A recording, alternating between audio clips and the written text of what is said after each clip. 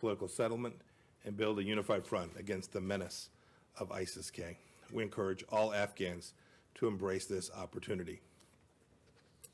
Now turning to the meeting today. Today's virtual G7 ministerial wasn't the format we'd envisioned for the meeting when we drew it up, but I'm glad we had the chance to meet, if only by teleconference. I want to thank the people in Pittsburgh for their support and assistance in planning the in-person event that we unfortunately had to cancel. Certainly the most pressing agenda item today was the Wuhan virus, something we're all committed to fighting with transparency as is necessary all around the world.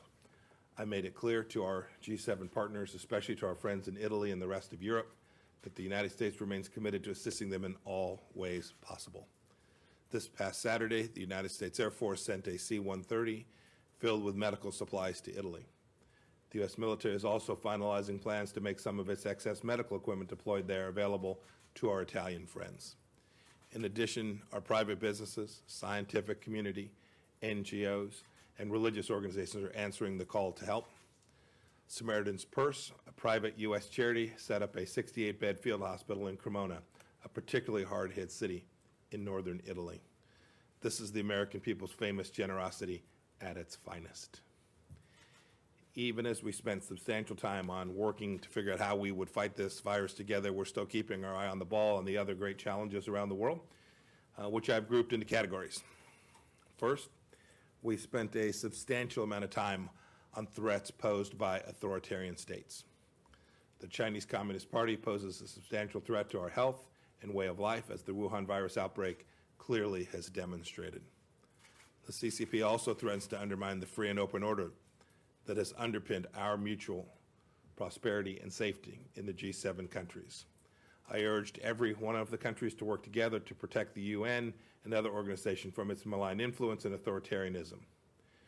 We G7 countries must promote our shared values of freedom, sovereignty, good governance, transparency, and accountability, and push the UN to uphold these principles as well. The group also spoke a great deal about Russia and holding it accountable for its aggression in Ukraine. Real progress on eastern Ukraine must begin with Russia honoring its commitments under the Minsk agreements. I also reiterated the simple truth: Crimea is Ukraine. The United States will never recognize Russia's attempted annexation. We spent time, too, talking about another group of challenges posed by unlawful proliferation. On Iran, I thank countries for the regime, holding the regime accountable for the malign activity through actions like banning Mahan Air and designating all of Hezbollah and other Iran-backed terror groups as terrorist organizations. Our pressure campaign remains designed to induce Iran to act like a normal country. I urged our G7 partners to go further in joining us, and they should especially stand with the U.S. in ensuring that Iran never obtains a nuclear weapon. Similarly, the G7 and all nations must remain united in calling on North Korea to return to negotiations and stay committed to applying diplomatic and economic pressure over its illegal nuclear and ballistic missile programs. Another task before us that we discussed at length was to resolve long-standing conflicts on Afghanistan. We discussed the peace process. I updated them on my recent visit, and how we can make intra-Afghan negotiations truly successful. We also spent time discussing Syria, where Russia, the Iranian regime, Hezbollah, and the Assad regime are threatening Europe with a humanitarian disaster and preventing a political solution in accordance with UN Security Council Resolution 2254. We spoke on Libya. Leaders there must exercise restraint and de-escalate and reject toxic foreign interference and engage seriously in UN-mediated discussions to determine Libya's future.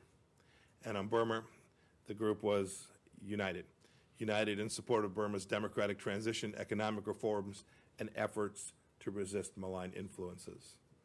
Burma must resolve the Rakhine State crisis, ensuring and including justice for victims of atrocities and accountability for those responsible, including senior military leaders. And finally, we agreed to keep fighting vigorously against terrorism. Terrorist attacks by ISIS, like the one I opened my conversation with today, and al-Qaeda are increasing in the Sahel. The region needs better governance and burden sharing from our partners, both in the region and globally, to restore peace and stability. Signatories to the Algiers Accord for Peace and Reconciliation in Mali must fully implement that agreement. Even when we were unable to meet in person, we had a successful visit. And the Trump administration remains devoted to our allies and partners and working with them in these kinds of productive multilateral formats. And with that, I'm happy to take a few questions. Thank you, Mr. Secretary. Yes. Following up on your comments today about the G7 and looking ahead to the G20 talks virtually tomorrow that the Saudis are hosting, what is your message in China? Is it time to cooperate with them perhaps on the virus or to confront them? You mentioned that the United States is committed to assisting its G7 partners. What about China? They're giving lots of aid in terms of masks, et cetera, around the world. Do you see that as a positive? Do you see that as something that we should be wary of? And would the U.S. itself be willing, perhaps, to accept assistance? Peter Navarro said perhaps we would be. If I could just follow up on one point on that. The German magazine Der Spiegel was saying that at the G7 that you wanted them to use the term Wuhan virus.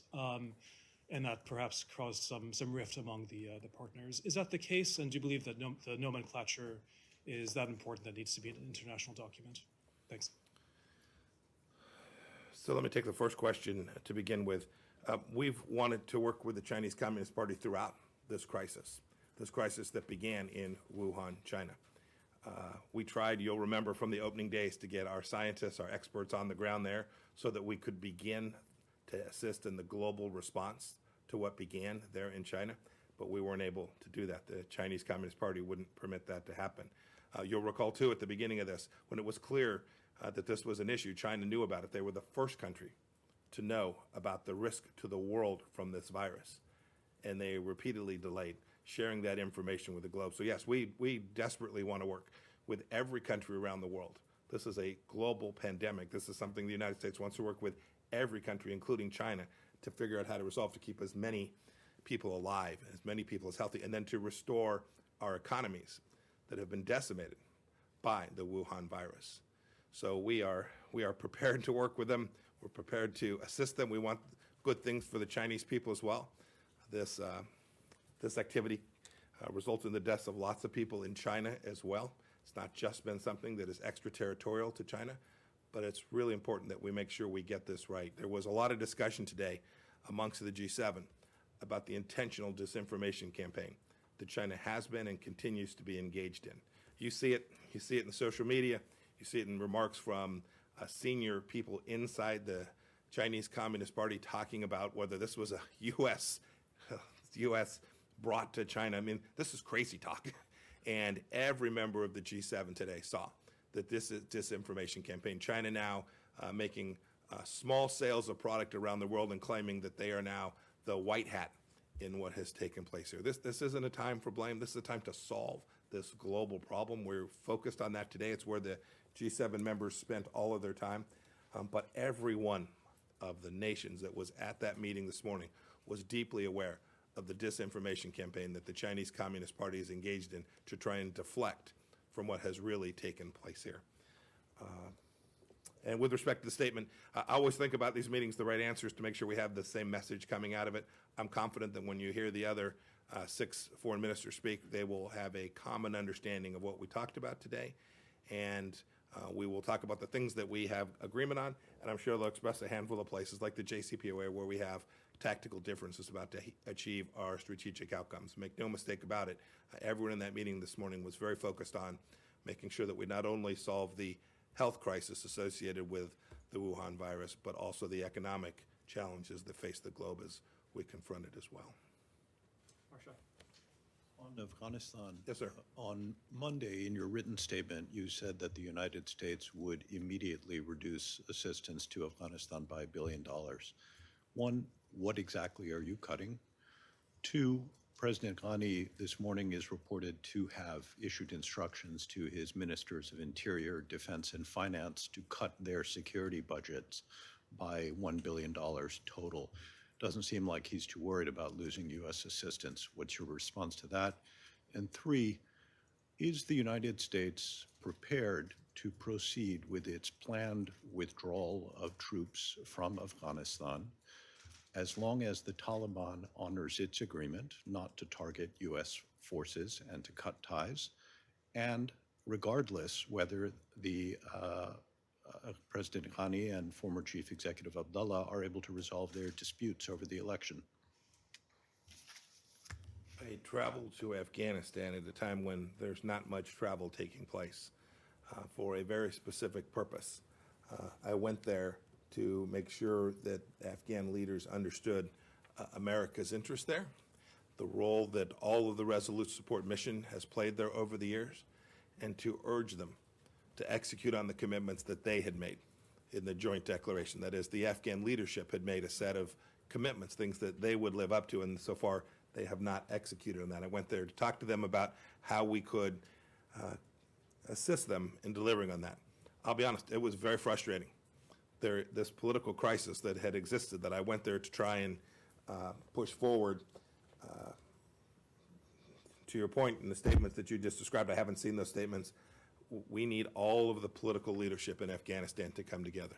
President Ghani, Dr. Abdullah, all of those who have a shared interest in moving Afghanistan forward, in creating peace and reconciliation for the Afghan people, to better the lives for Afghan people, to come up with a team that can sit down and have conversations broadly with all Afghanis, intra-Afghan negotiations to resolve these set of outstanding issues. That is our expectation for the Afghan leadership. It's why I went there. It's what I talked about. It's why we made the announcement when we were unable to achieve that during my meeting. It's why we made the announcement that said the United States is prepared to reduce security assistance to them. And we will continue to try and convince all the parties, the Taliban including, that it's time for peace and reconciliation in Afghanistan. The U.S. force posture there, we've made clear to all our partners, we are going to continue to evaluate that as we move forward. We have commitments, and as we execute this plan, we will watch the conditions. We've talked about this as a conditions-based plan. We will continue to live up to those, to make all the parties live up to those conditions as we work our way forward. In the end, everyone understands, and everybody that I met not only with President Ghani and with Dr. Abdullah, but I met with the security leaders. I met with Mullah Baradar in Doha. Every one of them understands that that this isn't going to be resolved on the ground with guns and mortars. This is going to be resolved through a political process, and it is time for that political process to begin with all the Afghans coming together around the table. I'm still optimistic that we can get there. The time is of the essence. And what are you cutting? What's the deadline that you said you were cutting immediately? Let's go back to Sean. Thank you. Thanks, Mr. Secretary. Yes, sir. There are talks in Congress to hold China responsible for the coronavirus outbreak because it hid the information, and they called on China to pay damages to the U.S. and the world. Are you planning, is the administration planning to sue China or to ask China to compensate? And on Syria, the State Department has asked the regime to release prisoners, U.S. citizens among them. Are you planning to put any pressure on the regime in case they didn't deliver? Yeah. Your second question, we have asked the Syrians to release all those that are wrongfully detained, not only Americans but others as well. We've called on the Islamic Republic of Iran to do the same. We think in this time where there is enormous health risk to these individuals, that on a purely humanitarian basis, forget the other reasons that it is that they are in the first instance wrongfully detained. We think this would be a good opportunity for them to make a humanitarian assistance and allow these Americans to return home to their families. With respect to the first letter, I'll leave to Congress. I'm not doing that anymore. I'll leave to Congress to decide how they want to proceed. But as I said earlier, today is not the day for recriminations and accountability. We need to make clear that the information that is available to everyone in the world is available, that it means full transparency by everyone, including by the Chinese Communist Party. This is a continuing challenge. We still need good information from the Chinese Communist Party about what has taken place there and the level of the virus that continues inside of that country. We need accurate, transparent information, just like we're demanding from every country around the world. But there'll be a right time after we've managed to address this crisis, after we've managed to get these economies back on their feet. There'll be a time for the world to evaluate responsibility for what took place. Thank you all very much. Have a great day. Thank you.